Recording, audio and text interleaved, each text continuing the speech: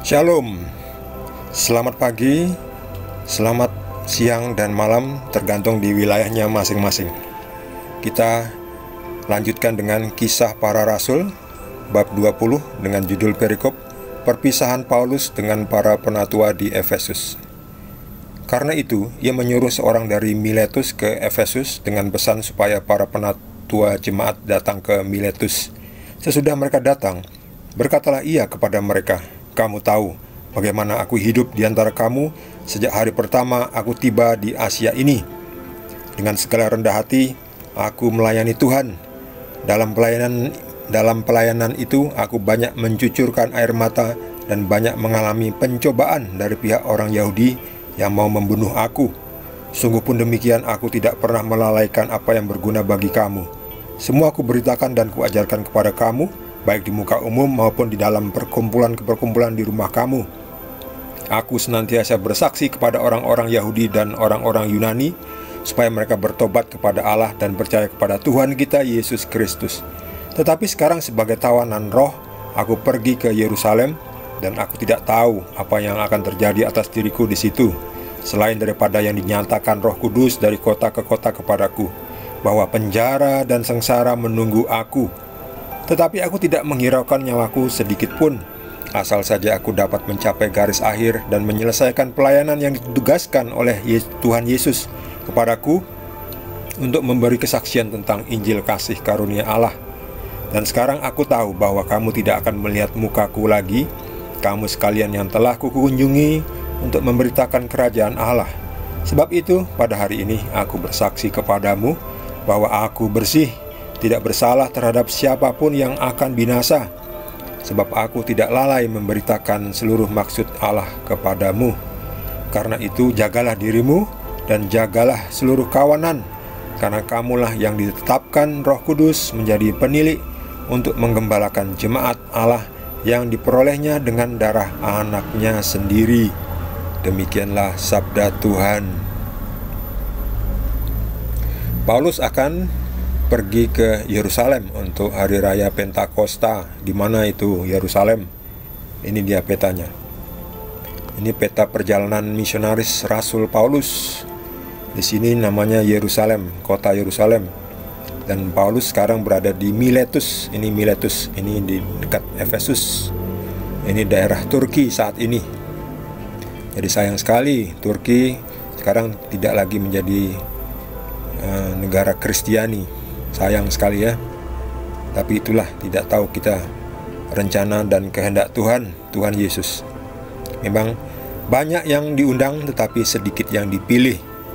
Bagi kita yang sudah dipilih dan yang sudah menjawab undangannya, kita harus menjaga undangannya, panggilannya, supaya kita tetap menjadi orang-orang pilihannya. Seperti juga Israel waktu itu menjadi bangsa yang terpilih. Untuk tetap mendapatkan berkat, kita harus menjaga pilihan kita, tetap memilih Tuhan menjadi Tuhan kita. Jangan seperti Israel di zaman perjanjian lama yang berubah-ubah ya, terombang-ambing, yang memuja tuhan-tuhan yang lain. Padahal waktu itu Israel sudah keluar dari tanah Mesir, melewati Laut Merah yang terbelah, yang sangat dahsyatnya mukjizat itu. Tetapi orang Israel waktu itu setelah sekian lama itu masih juga mencari-cari Tuhan yang lain. Nah, demikian juga kita. Kalau kita mau diberkati atau kita tidak akan kehilangan berkat, kita juga harus tetap setia kepada panggilan kita. Kita adalah pengikut Yesus, kita adalah murid Yesus, karena Yesus adalah Tuhan kita, Juru Selamat kita, dan kita jaga itu panggilan kita. Demikian juga Paulus. Paulus ini setelah di Miletus siap-siap mau ke Yerusalem. Dan sepertinya Paulus ini merasa, saya nggak tahu nanti di Yerusalem saya akan diapakan. Apakah akan dipenjara, apakah akan dihukum mati. Penjara dan sengsara menunggu aku. Tetapi aku tidak takut. Aku tidak menghiraukan nyawaku sedikit pun. Asal saja, atau yang penting, aku dapat mencapai garis akhir dan menyelesaikan pelayanan yang ditugaskan oleh Tuhan Yesus kepadaku untuk memberi kesaksian tentang Injil kasih karunia Tuhan. Inilah Paulus. Memang di dunia ini kita itu khususnya yang benar-benar menjadi pewarta atau melayani Tuhan dengan benar-benar itu mengalami kesesakan, kesusahan. Tapi kita nggak boleh goyah supaya kita tidak kehilangan berkat kita. Jangan goyah. Yang setia sampai akhir akan mendapatkan mahkota kehidupan. Jadi harus setia sampai akhir. Seperti Paulus ini, asal saja yang penting aku dapat mencapai garis akhir. Memang kalau sudah mati itu enak ya. Mati dalam keadaan bersih tentunya ya. Seperti Paulus ini, aku bersih, aku tidak bersalah terhadap siapapun yang akan binasa.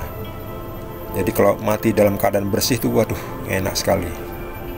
Kita selesai.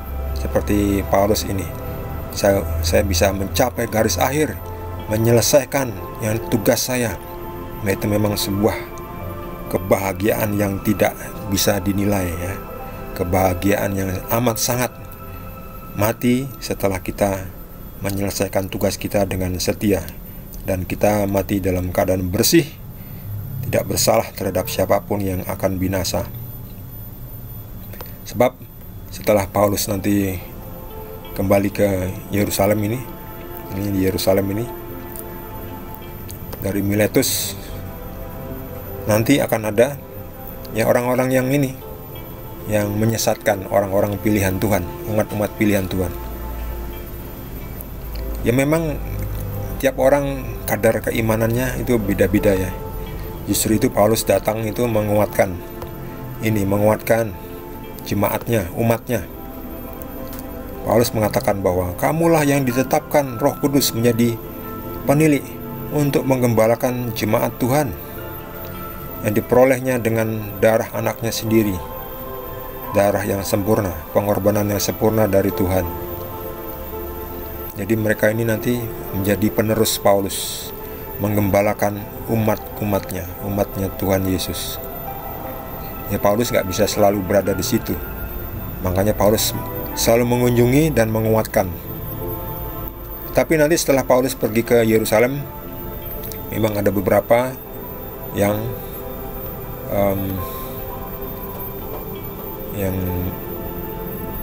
disesatkan, meninggalkan Yesus.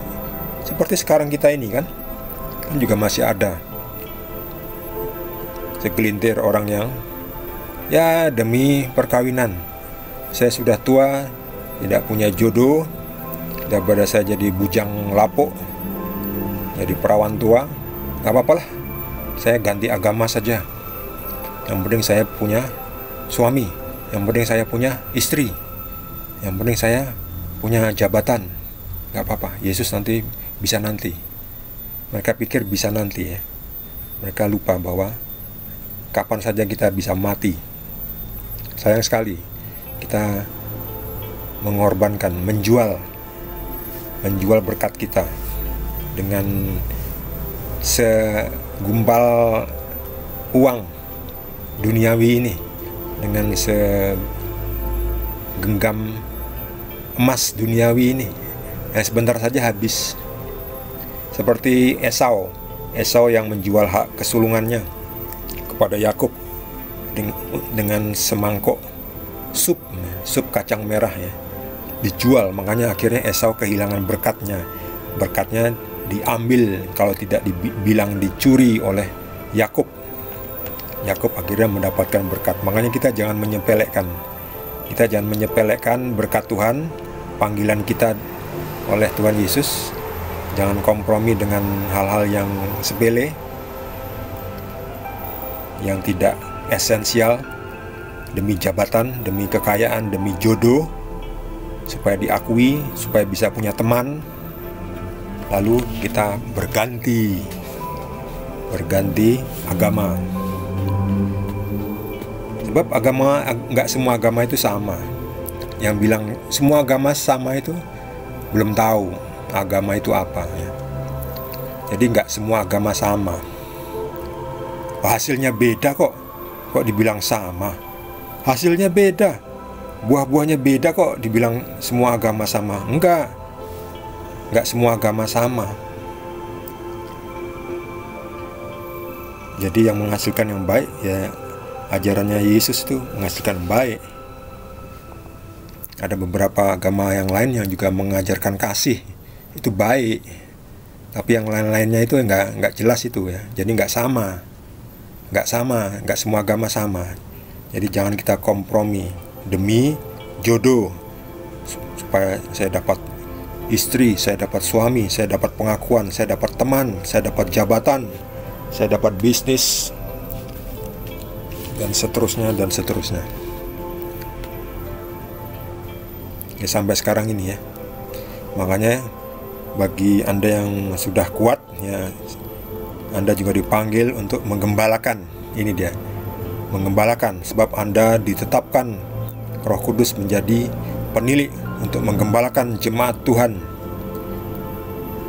Jadi Anda yang sudah kuat, kuatkanlah juga saudara-saudara Anda yang masih imannya masih goyang sana goyang sini. Memang pada akhirnya nanti kehendak Tuhan siapa yang dipilihnya kita tidak tahu, tapi kita sendiri yang sudah dipilih Tuhan, kita jaga panggilan kita, sebab upah kita besar di surga. Di surga nanti kita akan bahagia bersama Yesus, karena Tuhannya nanti Tuhan Yesus, gak ada yang lain. Yesus Raja Surga. Raja Surga itu kita sebut Tuhan. Di dunia ini kita sebut Raja Surga itu Tuhan.